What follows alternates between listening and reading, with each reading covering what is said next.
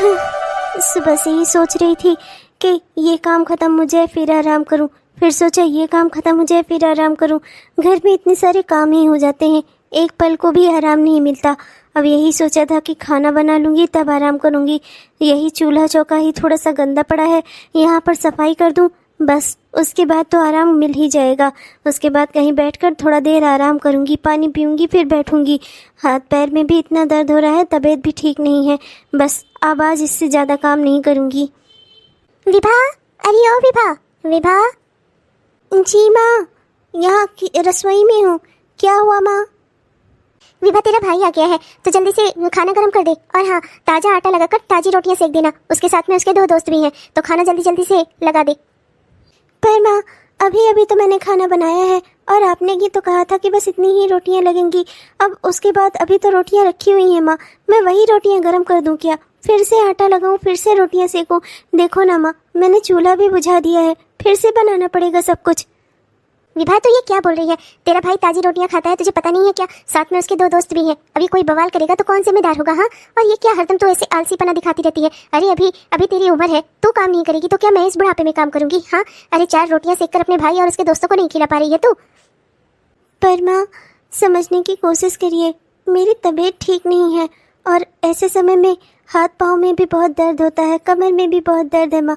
और इतनी देर मैंने सुबह भी ढेर सारा काम किया है, पूरा खाना बनाया है, घर की साफ सफाई भी की है। अब इससे ज़्यादा काम मुझसे नहीं हो पा रहा है माँ, बहुत थकान और कमजोरी सी लग रही है। क्या तुमने ये औरतों की बीमारी को इतना बड़ा हवा बनाकर रखा हुआ है? हाँ, दुनिया में तुम अकेली हो क्या जिसे ये होता है? दुनिया की हर लड़की ये दर्द झेलती है। तुम तो ऐसे बता रही हो कि जैसे तुम अकेली हो, तुम कोई महान काम कर रही हो। अरे तुम्हारी जैसी जब मैं थी ना, तो ऐसे दिनों में ही खेत का भी सारा काम करती थी, घर का भी सारा काम करती थी। और एक तुम हो, जरा सा 2-4 कमरे में झाड़ू लगाना होता है और जरा सा खाना बनाना होता है, बस उसी में थकी जा रही हो तुम। चुपचाप से खाना बनाओ, जल्दी से खाना गर्म करो और थाली में सजाओ और ताजा आटा लगाकर और अच्छे से रोटियां बनाकर लेकर आओ। बाहर तुम्हारा भाई बैठा हुआ है, अब इससे ज्यादा लेक्चर मैं तुम्हें नहीं दे पाऊंगी। लड़की हो, लड़की की तरह रहना सीखो। कल को ससुराल जाओगी तो यही रंग दिखाओगी अपने। यह सारी दुश्मनी सिर्फ मुझसे ही है। सोचा था कि अब खाना बनाने के बाद अब फुर्सत मिल गई है, अब बैठकर थोड़ी देर आराम करूंगी। हाथ पाँव में भी इतना दर्द हो रहा था, थकान और दर्द की वजह से बुखार भी आ गया है।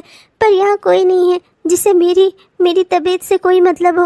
माँ सही ही कह रही हैं, जब मेरी अपनी माँ मुझे नहीं समझ रही हैं तो ससुराल में सास और कोई क्या ही समझेगा। माँ बिल्कुल सही कह रही हैं, काम किए बिना एक औरत का गुजारा कहीं हो ही नहीं सकता। विभा, कल सुबह जल्दी उठ जाना, लगभग 3 बजे ही उठ जाना। जल्दी से उठकर कुछ खाने पीने के लिए बना लेना। उसके बाद क्या है ना कि 5 बजे के लगभग सब धान लगवाने चलेंगे खेत में। तो सुन भी रही है मैं क्या बोल रही हूँ? 5 बजे के लगभग धान लगवाने चलना है खेत में, तो खाना उससे पहले ही तैयार कर लेना, क्योंकि खेतों पर धान लगवा कर आने के बाद ना बहुत तेज भूख लगी रहती है। और तुझे भी चलना है हमारे साथ धान लगवाने। सुन भी रही है मैं क्या बोल रही हूँ? पर माँ, मेरी तबीयत अभी ठीक नहीं है, बिल्कुल भी दिल नहीं कर रहा है मेरा ऐसे सब काम करने का।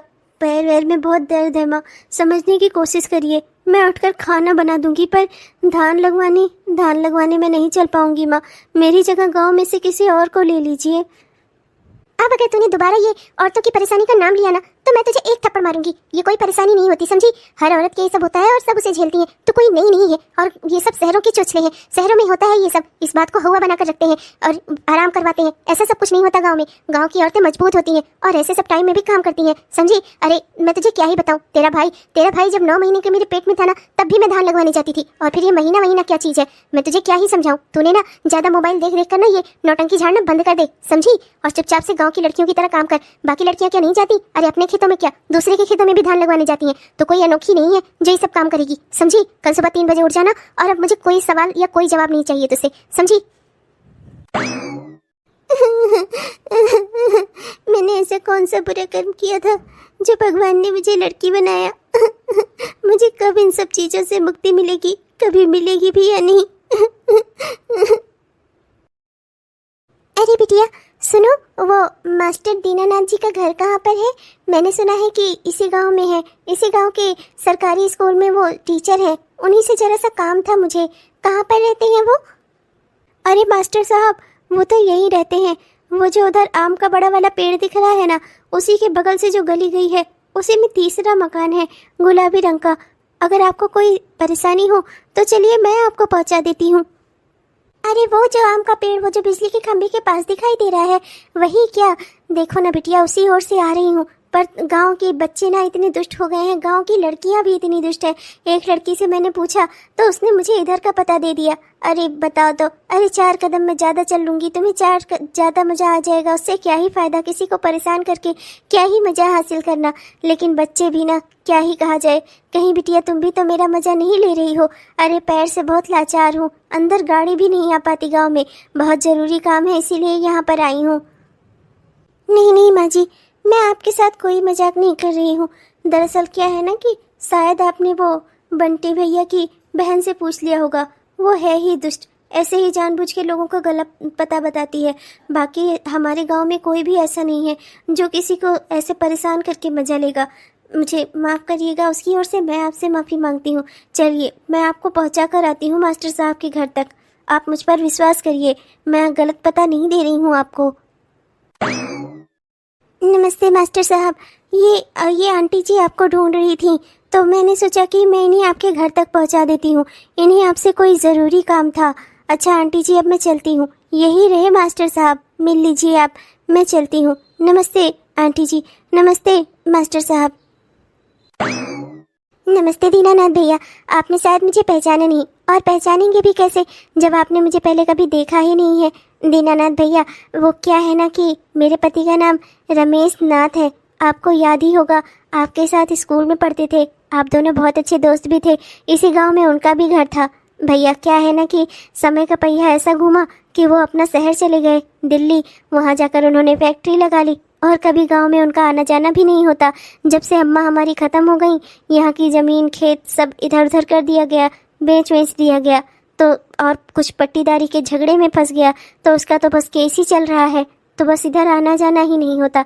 लेकिन उन्हें अपने गांव से लगाव बहुत है, उन्होंने ही मुझे यहाँ पर भेजा है। कह रहे थे कि इस गांव से अगर रिश्तेदारी जुड़ जाएगी तो आना जाना लगा रहेगा, तो बचपन की यादें ताज़ा होती रहेंगी, इसीलिए उन्होंने मुझे आपके पास भेजा है। कहा है कि इस गांव से ही उन्हें अपने बेटे यानी हमारे बेटे की शादी करनी है, तो कोई अच्छा रिश्ता आप बता दीजिए, इसीलिए मैं आपके पास आई हूँ। अरे भाभी, नमस्ते नमस्ते। रमेश प्रसाद मेरा बहुत ही खास, अरे खास क्या, एकदम जिगरी दोस्त था मेरा। पर क्या कहूँ, इस समय का पहिया वाकई में ऐसा घूमा कि हम दोनों दोस्त एक दूसरे से बातचीत भी नहीं कर पाए। तब चिट्ठी चौपाती वाला ज़माना था, फिर अपने अपने काम में लग गए, इतनी व्यस्तता हो गई कि चिट्ठी चौपाती के आगे मोबाइल नंबर तक कभी पहुँच ही नहीं पाए। याद बहुत करता हूँ मैं भी अपने दोस्त को, पर अब मैं कहाँ सुदामा जाकर कृष्ण से कहाँ मिलने जाऊँ दिल्ली, बस इसी उसमें नहीं गया भाभी। बहुत खुशी हुई ये जानकर कि वो चाहे जितना बड़ा आदमी बन गया हो, पर आज भी अपने गाँव से जुड़ना चाहता है। बहुत खुशी हुई मुझे। भाभी बैठिए ना, मैं अभी आपके लिए चाय पानी की व्यवस्था करवाता हूँ।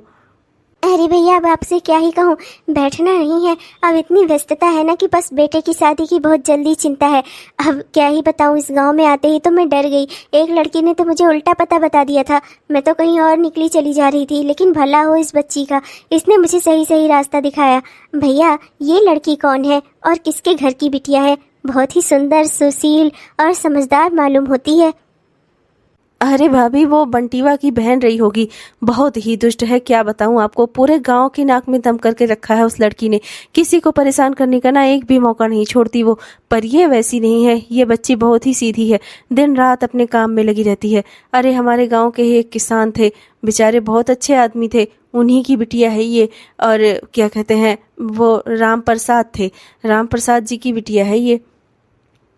राम प्रसाद बहुत ही अच्छे किसान थे, उन्हीं की बिटिया है ये। राम प्रसाद बेचारे सीधे साधे आदमी थे, लेकिन समय से पहले ही दुनिया से उनका स्वर्गवास हो गया। पीछे छोड़ गए अपनी बिटिया और 2 बेटे और पत्नी। बेचारी ये बच्ची लेकिन दिन रात अपना घर के काम में लगी रहती है, कभी इसे आप खाली नहीं देखोगी भाभी। हमेशा जब देखो तब कभी ये काम कभी वो काम, कहीं पानी लाना, कहीं खाना बनाना, कहीं घर की साफ सफाई। अरे बहुत ही अच्छी लड़की है। मैं तो कहता हूँ भाभी, अगर बुरा न मानो ना, अगर आपको लड़की पसंद हो ना, तो मैं इसके यहाँ बात चलाऊं। वैसे भी विभा की माँ भी विभा के लिए रिश्ता देख ही रही हैं। लड़की बहुत ही गुणवती है और काम काज में एकदम नंबर 1। अरे दीनानाथ भैया, फिर तो बहुत ही अच्छी बात है, लड़की तो मुझे पसंद आई शुरुआत से ही। शकल की भी सुंदर है, सुशील भी है, गुणवती है, और अच्छा मीठा बोलती है, किसी को परेशान नहीं करती, लोगों को समझती है। अब इससे ज़्यादा खुशी की बात और क्या ही हो सकती है। जितना जल्दी से जल्दी हो सके ना मेरे बेटे के लिए इसी लड़की का रिश्ता करवा दो भैया। मैं बहुत ही खुश हूँ। अरे मैं मुंह मांगा आपको इनाम दूंगी, हाँ। ये मत समझिएगा कि खाली रिश्ता नाता करवा रही हूँ। अरे भाई, आपका जो नेक बनता है वो आपको दिया जाएगा। बस ऐसी ही अच्छी लड़की चाहिए मुझे, जैसी आप बता रहे हैं विवाह के बारे में। बस फिर भाभी, अगर देवर को नेक मिलने वाला है ना, तो फिर समझ लो कि विवाह ही आपके घर की बहू बनेगी। अब तो इस शादी को कोई भी नहीं टाल सकता, लेकिन अब शादी की बात चलवा दी है तो आपको ऐसे नहीं जाने दूंगा। अब बैठो भाई, बेटे की शादी तय हो रही है तो मुंह मीठा किए बगैर नहीं जाने दूंगा। आखिर मैं भी तो उसका चाचा लगता हूँ और इतनी अच्छी लड़की ढूंढ कर लाया हूँ उसके लिए, तो अब फिर वाकई में मुंह मीठा करना तो बनता है। आप बैठो यहाँ पर, मैं अभी उर्मिला से कहकर मिठाई मंगवाता हूँ और चाय पानी नाश्ते की व्यवस्था करवाता हूँ। विभा बेटा, मैं जानती हूँ कि अभी तुम्हें यहाँ सब कुछ अजीब लग रहा होगा। नया नया ससुराल है ना, अभी अभी अपना घर छोड़कर आई हो, बहुत ही दुख हो रहा होगा तुम्हें।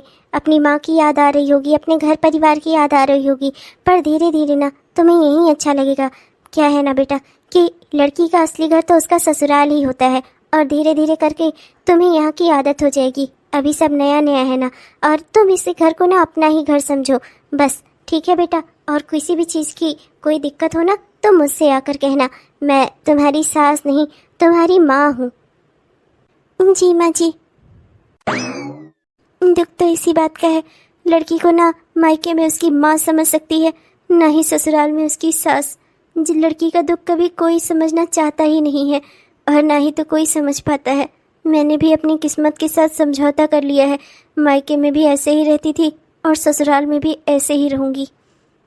माँ ने तो मुझसे आते हुए ही कह दिया था, जितना ज़्यादा से ज़्यादा हो सकेगा उतना ज़्यादा से ज़्यादा काम करना।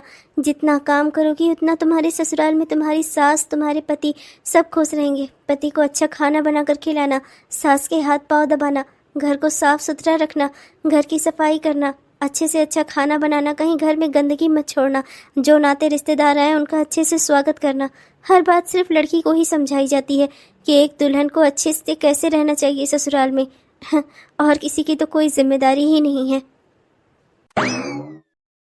अब की सजन सावन में आग लगेगी बदन में, घटा बरसेगी मगर तरसेगी, नजर मिल न सकेंगे दो मन एक ही आंगन में।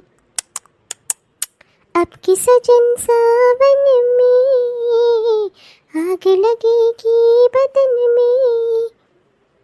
बहू, ओ बहू। ए राम जी, बारिश होने लगी। ए प्रभु, अब सारे कपड़े कहाँ पर सुखाऊंगी। जी माँ जी। बहू, देख रही है ना कितनी अच्छी सी बारिश हो रही है। एक काम कर ले, बढ़िया से ना प्याज के पकौड़े बना ले और साथ में गरम गरम अदरक इलायची वाली चाय बनाकर ना यहीं पर ले आ। बैठकर जरा चाय पीऊँ और नज़ारों का मजा लूँ। मुझे ना बारिश बहुत ही अच्छी लगती है। देखना बारिश में भीगकर कैसे पौधे हरे भरे हो जाते हैं, कितना सुंदर नज़ारा है। जल्दी से जा, चाय पकौड़े ले आ। तो किचन का सारा काम खत्म कर चुकी थी, अब चलो पकौड़े बनाऊं। क्यों हुई ये बारिश, सारे कपड़े भी सुखाने के लिए झंझट हो गई। सारे कपड़े लेकर बरामदे में डालने पड़ेंगे। बरामदे की रस्सी भी टूट गई है, कोई लगाने वाला भी नहीं है, वो भी मुझे ही लगानी पड़ेगी। ऊपर से माँ जी की फरमाइश भी शुरू हो गई। हे भगवान, क्यों किसी औरत के लिए कोई त्योहार नहीं होता, कोई मौसम क्यों नहीं बना होता हमारे लिए जिसमें हमें बैठकर आराम करने को मिले। ला ला ला ला ला ला ला ला ला ला ला। ला जरा इनको फोन करूं, देखो तो क्या कर रहे हैं। वहाँ दिल्ली में बारिश हो भी रही है कि नहीं। इतना अच्छा खाना बनाया था, पर सुबह से एक और भी मुंह में डालने का समय नहीं मिला। सारा घर का काम किया, कपड़े सुखाने के लिए बरामदे में रस्सी डालनी पड़ी, और कितना सारा घर का काम किया। उसके बाद माँ जी की फरमाइश भी पूरी की। सब यहाँ 8 बजे तक ही खा लेते हैं, और मुझे दोपहर के 1 बजे तक भी खाना खाने की छुट्टी नहीं मिलती। पूरा पसीने में भीग गई मैं। बाहर बारिश हो रही थी और किचन में इतनी उमस, इतनी गर्मी, ऐसा लग रहा था कि बस चक्कर आएगा और मैं गिर जाऊंगी। हे भगवान, अब जाकर सारे काम खत्म हुए हैं। पंखा चला लेती हूँ, बैठती हूँ और खाना खाकर देख लेती हूँ कि आखिर मैंने सुबह का खाना कैसा बनाया था। नम नम नम नम नम नम नम नम। वाह, कितना स्वादिष्ट खाना है। काश कोई ये भी पूछने वाला होता कि विभा तुमने खाना खाया कि नहीं। बहू, ओ बहू, अरे बहू कहाँ गई? जरा एक गिलास पानी तो ले आना, प्यास लगी है बहू। ओ बहू। जी माँ जी, अभी लाई। हाँ ये अच्छा किया, ला पानी दे दे। देखना बारिश भी रुक गई, और देखना लेकिन अच्छा तभी लगता है ना चाय पकौड़े खाना जब पानी बरसता रहता है। देखना बारिश भी रुक गई, मौसम कितना साफ हो गया ना, अब तो धूप भी निकलने लग गई, इसीलिए प्यास लगी मुझे। ला पानी दे दे, पी लूँ थोड़ा। ये ले ग्लास पकड़। वो हाँ, मुझे तुझे ना एक और ज़रूरी बात बतानी थी बहू। क्या है ना कि कल मेरे भैया, मेरी भाभी और उनके दोनों बच्चे आने वाले हैं, तो तू एक काम करना, कल के लिए ना बढ़िया से खाने की तैयारी कर लेना। मटर पनीर की सब्जी बना लेना, पूड़ी बना लेना, साथ में ना रसगुल्ले बना लेना। क्या है ना कि भाभी को रसगुल्ले बहुत पसंद है, तो एक काम करना कि रसगुल्ले बना लेना। दूध जितना भी लीटर चाहिए होगा ना मुझे बता देना, मैं आज ही दूध वाले को बोल दूंगी, वो कल एक्स्ट्रा दूध दे देगा। तो एक काम करना कि रसगुल्ले बना लेना, और सब्जी पूड़ी हो गई, साथ में चावल बना लेना। क्या है ना कि बिना चावल और दाल के भैया को खाना अच्छा नहीं लगता। ठीक है बहू? जी माँ जी।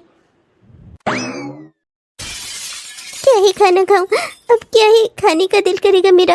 वैसे ही पूरा दिन मेरा किचन में बीत जाता था, और कल से जब मामा जी और मामी जी आ जाएंगे तब तो मेरा पूरा का पूरा दिन ही किचन में बीतेगा। क्या ही खाना खाऊं मैं, अब तो मेरा खाने से दिल ही हट गया।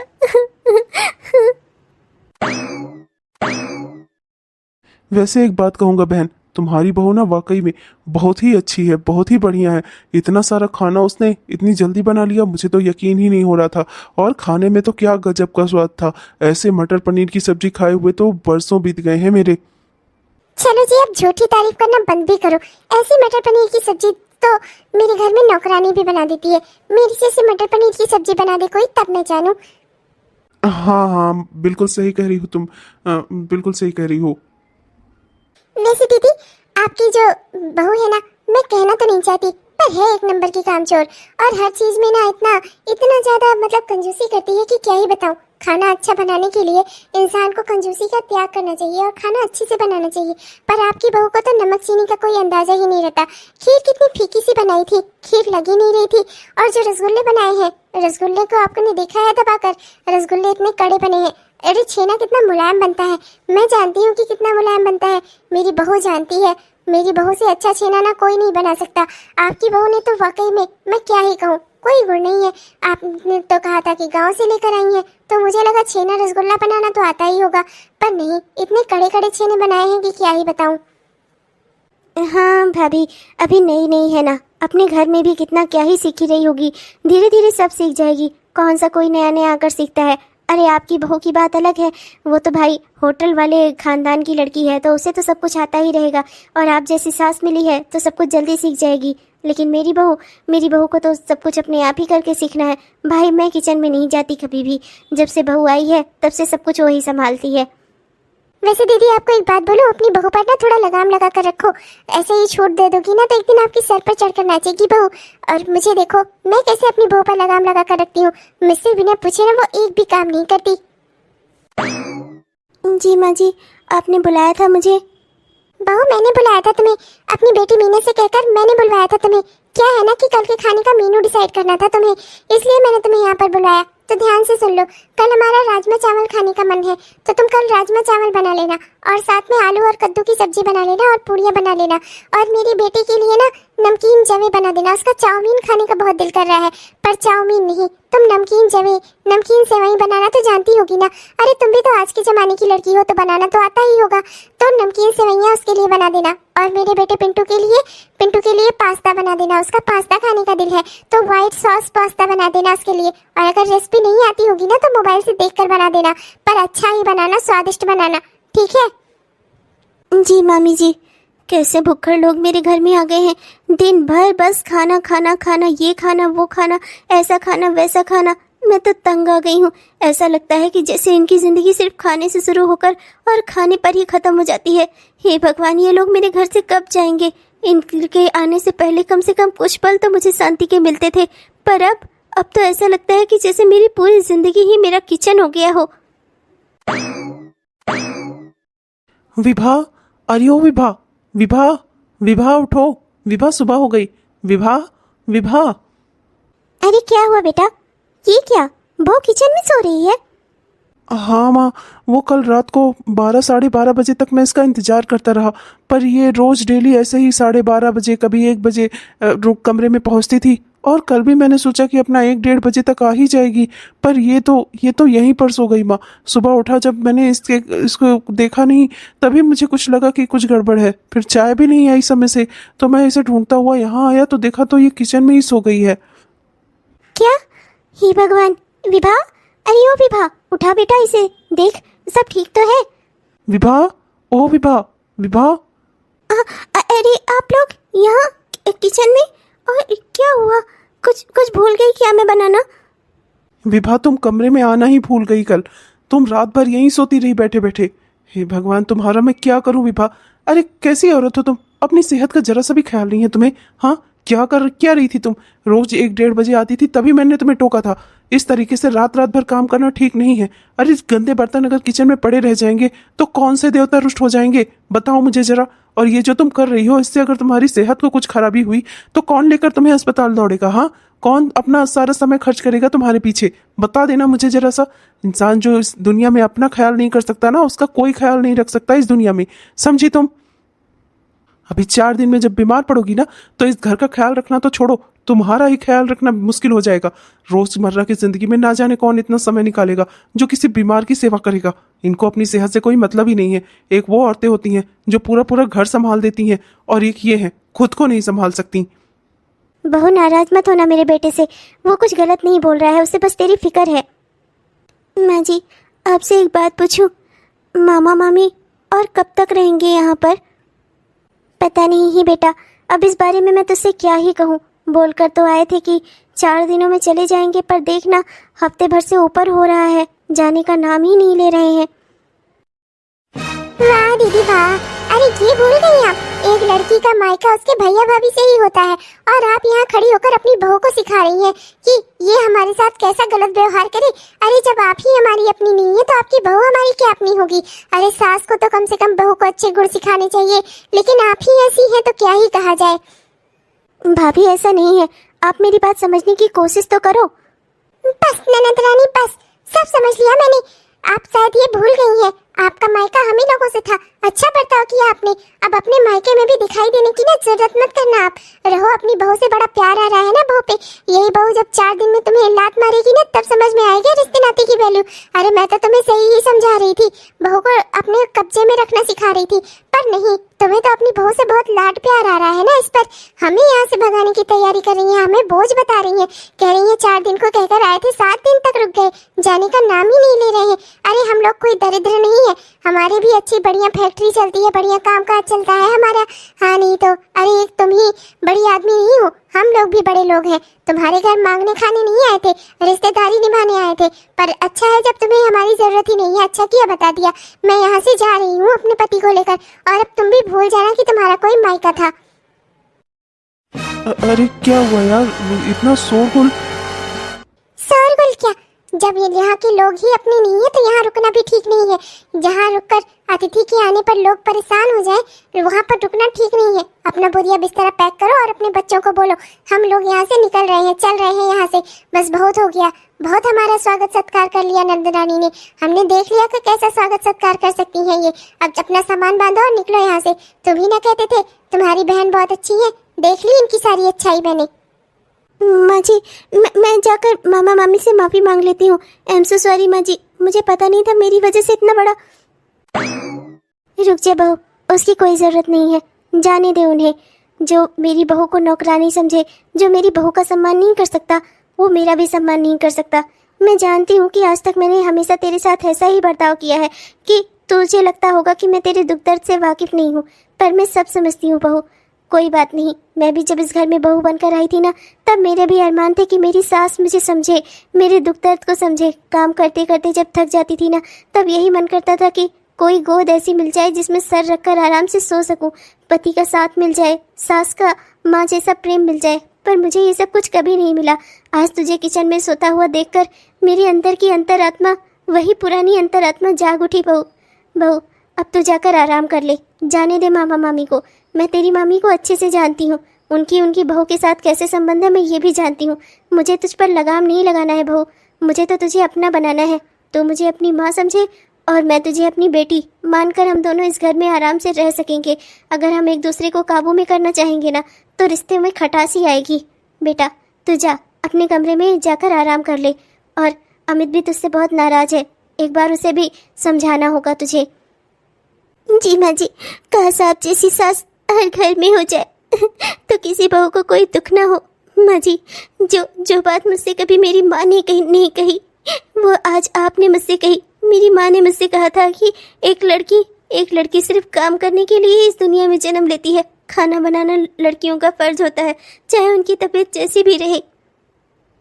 नहीं मेरी बच्ची, अब से हम दोनों एक दूसरे का सहारा बनेंगे। किसी की भी तबीयत कैसी भी खराब हुई ना तो दूसरा उसे आराम देगा। तो बिल्कुल चिंता मत कर। और भगवान न करे कभी हम दोनों की तबीयत खराब होगी ना तो मैं अमित से खाना बनवा लूंगी। हाँ लड़की होना क्या इस बात की सजा है कि हमें जिंदगी भर काम ही करना हो, हमें खाना बिना बनाया ना मिले, हमें कोई बनाकर देने वाला ना हो? ऐसा नहीं है लड़की होना कोई अपराध नहीं है बेटा। जैसे तू इस घर की बहू है वैसे ही मैं भी कभी इस घर की बहू थी। मैं भी चाहती थी कि मुझे आराम मिले, पर आज मुझे समझ में आया है बहू का दायित्व तो सिर्फ काम करना ही नहीं होता। बेटा तू जाकर आराम कर ले। आज खाना मैं बना लूंगी। और खाना मैं बना लूंगा। तुम बिल्कुल चिंता मत करो, तुम जाकर आराम करो। हफ्ते भर में तुम बहुत थक गई हो। मैं इसीलिए तुम पर नाराज हुआ था। मैं चाहता था कि सबसे पहले तुम अपनी सेहत का ख्याल रखो और हमेशा यही चाहूंगा। प्लीज मुझे माफ कर देना, मैंने तुमसे ऊंची आवाज में बात की, पर मेरा गुस्सा होना तो जायज था ना। कोई भी पति अपनी पत्नी को इस हालत में देखकर खुश तो होगा नहीं ना। पर चलो, मुझे तुम्हारी मजबूरी का एहसास है, पर चलो अब जाकर आराम करो। हाँ, नहीं तो मैं फिर से नाराज हो जाऊंगा। अब तुम्हारी जब भी तबीयत खराब होगी तो मैं खाना बनाऊंगा। माँ को भी नहीं बनाने दूंगा, मैं सब संभाल लूंगा। आखिर पति हूँ तुम्हारा। तुम्हारी हर जिम्मेदारी में तुम्हारी साथ खड़ा रहूंगा, तुम्हारे हर जिम्मेदारी में तुम्हारा साथ निभाऊंगा, भागीदारी अपनी दिखाऊंगा। ठीक है, अब तुम्हें ना मेरा साथ देना होगा, और कभी भी कोई भी दिक्कत हो सबसे पहले मुझे बताओगी तुम। जाओ अभी जाकर आराम करो, मैं खाना बना लेता हूँ। माँ जी थैंक यू सो मच। अगर हर लड़की को आप जैसी सास और इनके जैसा पति मिल जाए ना तो उसका जीवन धन्य हो जाए। ऐसा ससुराल पाकर आप लोग बहुत अच्छे हैं। हाँ बहू, पर अब जाकर आराम कर ले। मैं खाना बना लेता हूँ माँ, आप भी जाकर आराम कर लो। ये तो बहुत ही अच्छी बात है बेटा। तो देखा आपने दोस्तों, घर सामंजस्य से चलता है। सारे काम किसी एक के हिस्से के नहीं होते हैं कि उसी का नाम लिखा है और सिर्फ उसी को करना है। खाना बनाना बहू का ही दायित्व है, साफ सफाई करना बहू का ही दायित्व है। किसी एक के सर पर सारे काम नहीं होने चाहिए। इंसानी शरीर है, कभी न कभी बीमार जरूर पड़ता है। कोई ना कोई बीमारी घेरती है, शरीर की ताकत छीड़ होती है। कुछ समय के लिए हर शरीर को आराम की जरूरत होती है, चाहे फिर वो कोई भी हो, चाहे वो जवान बहू हो या बुढ़ी सास। हर किसी को आराम की जरूरत होती है, चाहे वो पति हो या पत्नी, आदमी हो या औरत। हर किसी को आराम चाहिए कभी न कभी, इसलिए सबकी ज़रूरतों को समझना चाहिए दोस्तों। किसी एक के सर पर सारे काम का भार डालकर निश्चिंत नहीं हो जाना चाहिए। आखिर इंसान ही तो है हम लोग, एक दूसरे की मदद के लिए ही तो होता है परिवार। परिवार का मतलब ही है कि एक दूसरे के बारे में सोचना, ना कि सारा काम एक के जिम्मे डालकर खुद निश्चिंत होकर सोना। सास होने का ये मतलब थोड़े ना है कि बहू पर हमेशा हुक्म ही चलाया जाए। बहू को बेटी भी तो बनाया जा सकता है, उसके दुख दर्द को समझा भी तो जा सकता है, तभी तो बहू भी आपको अपनी माँ समझेगी। चलिए दोस्तों, इसी सोच के साथ मैं लेती हूँ आपसे विदा। कल मिलूंगी आपको एक नई कहानी के साथ एक नए वीडियो में। तब तक के लिए मुझे इजाज़त दीजिए दोस्तों। आपने हमारा यह वीडियो पूरा देखा, इसके लिए आपका दिल से बहुत बहुत धन्यवाद। वीडियो अगर पसंद आया हो तो कृपया लाइक जरूर करिएगा, अपने दोस्तों को रिश्तेदारों को शेयर भी जरूर करिएगा। और हाँ दोस्तों, अपने प्यारे प्यारे से कमेंट्स हमें जरूर लिखिएगा। आपके प्यारे प्यारे कमेंट्स का ना हम दिल से इंतजार करते हैं दोस्तों। और हाँ दोस्तों, हमारे वो प्यारे प्यारे दोस्त जिन्होंने अभी तक हमारे इस चैनल को सब्सक्राइब नहीं किया है ना, कृपया जरूर सब्सक्राइब कर लीजिएगा दोस्तों, जिससे हमारे इस तरह के वीडियोस आप तक हर दिन पहुंचते रहें। अब मैं चलती हूँ, कल मिलूंगी आपको एक नई कहानी के साथ एक नए वीडियो में। तब तक के लिए बाय बाय।